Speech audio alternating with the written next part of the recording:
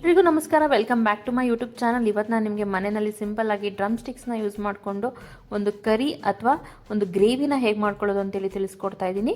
ಮೊದಲಿಗೆ ಒಂದು ಮಿಕ್ಸರ್ ಜಾರ್ನ ತೊಗೊಂಡು ಸ್ವಲ್ಪ ಕಾಯಿ ಚೂರುಗಳನ್ನ ಹಾಕ್ಕೊಂಡು ಅದಕ್ಕೆ ನಾನಿಲ್ಲಿ ಸ್ವಲ್ಪ ಒಂದು ಚಿಕ್ಕದಾದ ಈರುಳ್ಳಿ, ಹಾಗೆ ಸ್ವಲ್ಪ ಶುಂಠಿ, ಬೆಳ್ಳುಳ್ಳಿ ಮತ್ತು ಒಂದು ಏಲಕ್ಕಿನ ನಾನಿಲ್ಲಿ ಹಾಕ್ಕೊಳ್ತೀನಿ.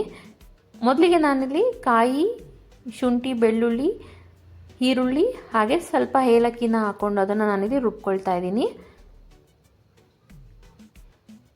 ಇದನ್ನು ನಾವು ಸ್ವಲ್ಪ ಚೆನ್ನಾಗಿ ರುಬ್ಕೊಂಡಿದ ನಂತರ ನಾನಿಲ್ಲಿ ಸ್ವಲ್ಪ ಟೊಮೆಟೊನ ಹಾಕ್ಕೊಳ್ತಾ ಇದ್ದೀನಿ.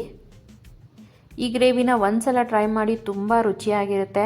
ಯಾರಿಗೆಲ್ಲ ಡ್ರಮ್ ಸ್ಟಿಕ್ಸಲ್ಲಿ ಬರೀ ಯಾವಾಗಲೂ ಅದನ್ನು ಡೀಪ್ ಫ್ರೈ ಮಾಡ್ಕೊಂಡು ಅಥವಾ ಶಾಲೋ ಫ್ರೈ ಮಾಡ್ಕೊಂಡು ತಿನ್ನೋದಕ್ಕಿಂತ ಈ ರೀತಿಯಾಗಿ ಒಂದು ಗ್ರೇವಿ ಮಾಡ್ಕೊಂಡು ತಿಂದು ನೋಡಿ, ಬಹಳ ರುಚಿಯಾಗಿರುತ್ತೆ ಮತ್ತು ತುಂಬ ಸಿಂಪಲ್. ದೋಸೆ, ಇಡ್ಲಿ, ಚಪಾತಿ, ಅನ್ನ, ಮುದ್ದೆ ಎಲ್ಲದಕ್ಕೂ ಬೆಸ್ಟ್ ಕಾಂಬಿನೇಷನ್ ಮತ್ತು ಕ್ವಿಕ್ಕಾಗಿ ಆಗುತ್ತೆ. ಜಾಸ್ತಿ ಮಸಾಲೆ ಕೂಡ ಉಪಯೋಗಿಸೋದಿಲ್ಲ. ನಂತರ ಒಂದು ಬಾಣಲಿನ ಬಿಸಿಗೆ ಇಟ್ಕೊಂಡು ಅದಕ್ಕೆ ನಾನಿಲ್ಲಿ ಸ್ವಲ್ಪ ಎಣ್ಣೆನ ಹಾಕ್ಕೊಳ್ತಾ ಇದ್ದೀನಿ. ಈ ಎಣ್ಣೆ ಹಾಕ್ಕೊಂಡು ಚೆನ್ನಾಗಿ ಬಿಸಿ ಆಗೋದಕ್ಕೆ ಬಿಡಬೇಕು.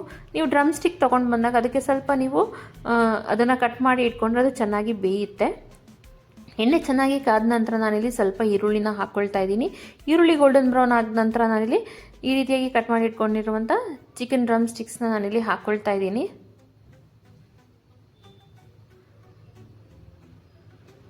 ನೀವು ಇದನ್ನು ಎಣ್ಣೆಲಿ ಕರೆದಾಗ ಅಥವಾ ಶಾಲೋ ಫ್ರೈ ಮಾಡಿದಾಗ ಒಳಗಡೆ ಡ್ರಮ್ ಸ್ಟಿಕ್ ಚೆನ್ನಾಗಿ ಬೆಂದಿರಲ್ಲ. ಅದಕ್ಕೋಸ್ಕರ ಈ ರೀತಿ ಸಿಂಪಲ್ಲಾಗಿ ಒಂದು ಕರಿ ಅಥವಾ ಒಂದು ಗ್ರೇವಿ ಮಾಡ್ಕೊಂಡು ತಿಂದರೆ ಡ್ರಮ್ ಸ್ಟಿಕ್ಸ್ ತುಂಬ ಚೆನ್ನಾಗಿ ಬೆಂದಿರುತ್ತೆ ಮತ್ತು ಉಪ್ಪು, ಮಸಾಲೆ ಎಲ್ಲ ಚೆನ್ನಾಗಿ ಅಬ್ಸರ್ವ್ ಆಗಿರುತ್ತೆ. ತುಂಬ ಟೇಸ್ಟಿಯಾಗಿರುತ್ತೆ.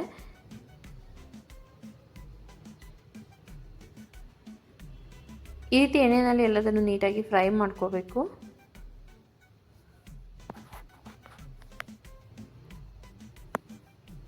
ನಂತರ ನಾನಿಲ್ಲಿ ಸ್ವಲ್ಪ ಅರಿಶಿನ ಹಾಕ್ಕೊಳ್ತಾ ಇದ್ದೀನಿ. ನಂತರ ಸ್ವಲ್ಪ ಧನಿಯಾ ಪುಡಿ,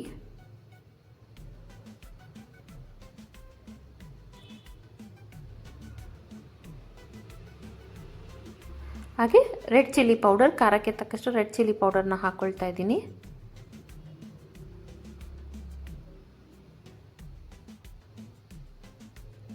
ಹಾಗೆ ಸ್ವಲ್ಪ ಗರಂ ಮಸಾಲ ಪೌಡರ್.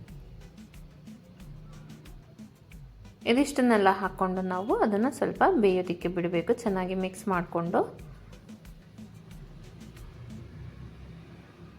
ಈ ರೀತಿ ಮಾಡೋದ್ರಿಂದ ಎಲ್ಲ ಮಸಾಲೆ ಚೆನ್ನಾಗಿ ಅಬ್ಸರ್ವ್ ಆಗಿ ನಾವು ತಿನ್ನಬೇಕಾದ್ರೆ ತುಂಬ ಟೇಸ್ಟಿಯಾಗಿರುತ್ತೆ.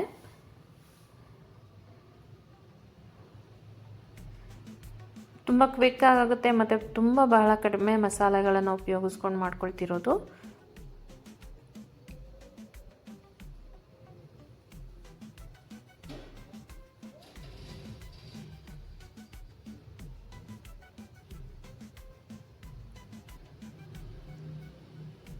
ಇವಾಗ ಇದಕ್ಕೆ ನಾವು ರುಬ್ಬಿಟ್ಕೊಂಡಿರುವಂಥ ಮಸಾಲೆನ ಆ್ಯಡ್ ಮಾಡ್ಕೋಬೇಕು.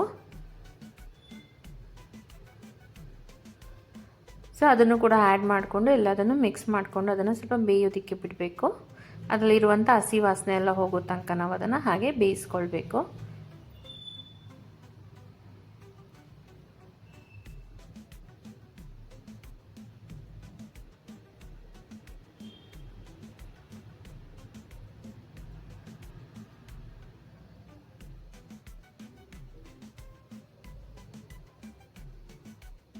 ಇವಾಗ ನಾನು ಇದಕ್ಕೆ ಸ್ವಲ್ಪ ಮಟನ್ ಸಾಂಬಾರು ಪೌಡರ್ ಹಾಕ್ಕೊಳ್ತಾ ಇದ್ದೀನಿ, ಅಥವಾ ನಾವೇನು ಮಸಾಲೆ ಸಾಂಬಾರು ಪೌಡರ್ ಮಾಡಿಟ್ಕೊಂಡಿರ್ತೀವಿ ಮನೆಯಲ್ಲಿ ಅದನ್ನು ಹಾಕ್ಕೊಳ್ತಾ ಇದ್ದೀನಿ. ಇಫ್ ಇನ್ ಕೇಸ್ ಅದಿಲ್ಲ ನಿಮ್ಮ ಮನೆಯಲ್ಲಿ ಅಂತ ಹೇಳಿದ್ರೆ ನೀವು ಇನ್ನೊಂದು ಸ್ವಲ್ಪ ರೆಡ್ ಚಿಲ್ಲಿ ಪೌಡರ್ನ ಹಾಕ್ಕೊಳ್ಬೋದು, ಸ್ವಲ್ಪ ಜಾಸ್ತಿಯಾಗಿ. ಅದನ್ನು ಮತ್ತೆ ಸ್ವಲ್ಪ ಧನಿಯಾ ಪುಡಿನ.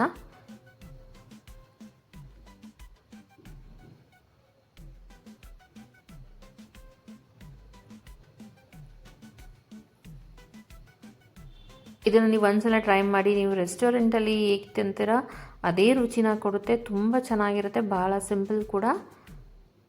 ಇವಾಗ ಅದು ಇನ್ನೊಂದು ಸ್ವಲ್ಪ ನಾನು ರುಚಿಗೆ ತಕ್ಕಷ್ಟು ಉಪ್ಪನ್ನು ಹಾಕ್ಕೊಳ್ತಾ ಇದ್ದೀನಿ. ಅವಾಗ ನಾನು ಚಿಕನ್ ಫ್ರೈ ಮಾಡಬೇಕಾದ್ರೆ ಹಾಕ್ಕೊಂಡಿದ್ದೆ. ಇವಾಗ ಗ್ರೇವಿ ಹಾಕಿರೋದ್ರಿಂದ ಇನ್ನೊಂದು ಸ್ವಲ್ಪ ನಾನು ಉಪ್ಪನ್ನು ಹಾಕ್ಕೊಳ್ತಾ ಇದ್ದೀನಿ. ನಂತರ ನಾವು ಗ್ರೇವಿ ಕನ್ಸಿಸ್ಟೆನ್ಸಿಗೆ ಎಷ್ಟು ನೀರು ಬೇಕೋ ಅಷ್ಟು ನೀರನ್ನು ಹಾಕ್ಕೊಂಡು ಎಲ್ಲದನ್ನು ನೀಟಾಗಿ ಮಿಕ್ಸ್ ಮಾಡ್ಕೊಳ್ಬೇಕು.